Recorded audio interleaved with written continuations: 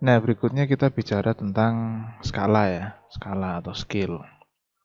Jadi, gambar-gambar yang kita buat itu kita tidak bisa menggambar dengan ukuran yang sebenarnya.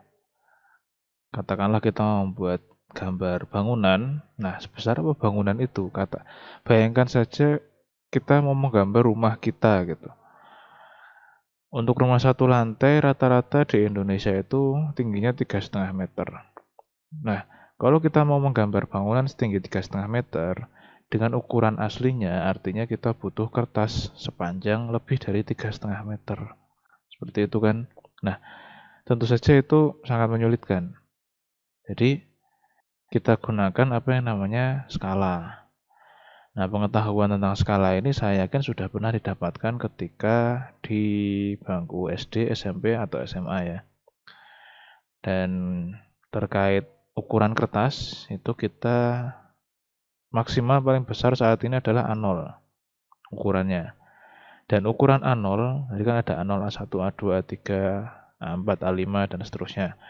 Ukuran kertas A0 itu sendiri itu tidak sampai 3,5 meter loh. Jadi kalau kita mau membuat rumah dengan tinggi 3,5 meter dengan ukuran sebenarnya, kertas yang paling besar A0 itu pun masih belum cukup mampu untuk menggambarkan satu rumah itu.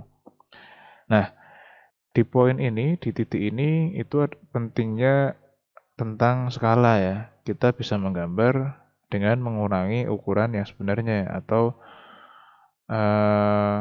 apa ya, mengecilkan gitu, mengecilkan ukuran yang sebenarnya, mengecilkan gambar tetapi dengan rasio yang sama, itu yang harus dipegang. Dalam satu gambar skalanya harus sama, konsisten lah artinya. Kalau misalkan kita merasiokan satu ukuran ya, misalkan panjangnya aslinya 1 kilo, kemudian 1 kilometer ya, kemudian kita gambar dalam kertas menjadi 10 cm, ya panjang yang lain pun harus mengikuti proporsi yang sama, berarti harus dibagi dengan angka yang sama, seperti itu. Ini contoh kalau saya mau menggambar kuda di alam aslinya, itu real horse ya, kuda asli itu tingginya 1,5 meter katakanlah. 1,5 meter, kemudian panjangnya 2 meter.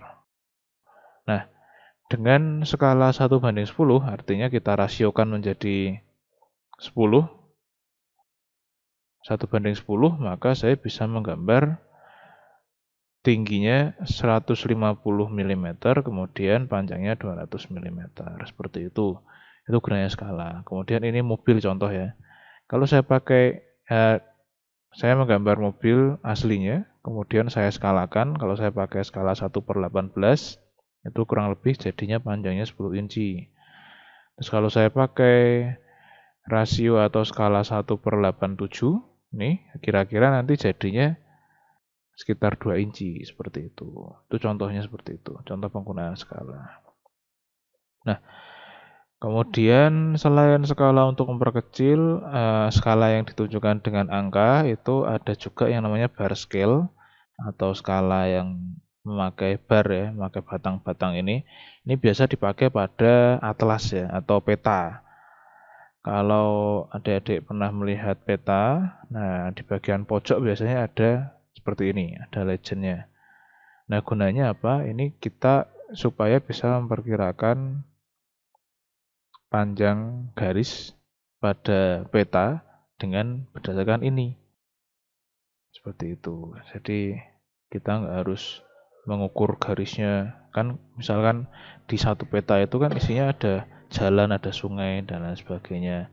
Kita nggak perlu, sudah ada peta di situ, kita tinggal mengira-ira saja. Bisa dikira-kira dengan bar scale ini, atau bisa juga kita ukur pakai penggaris supaya presisi.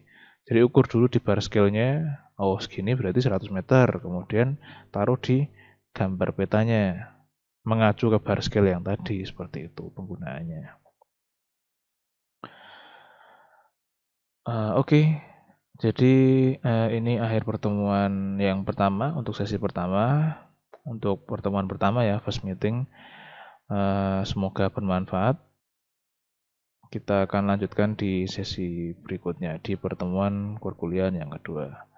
Assalamualaikum warahmatullahi wabarakatuh.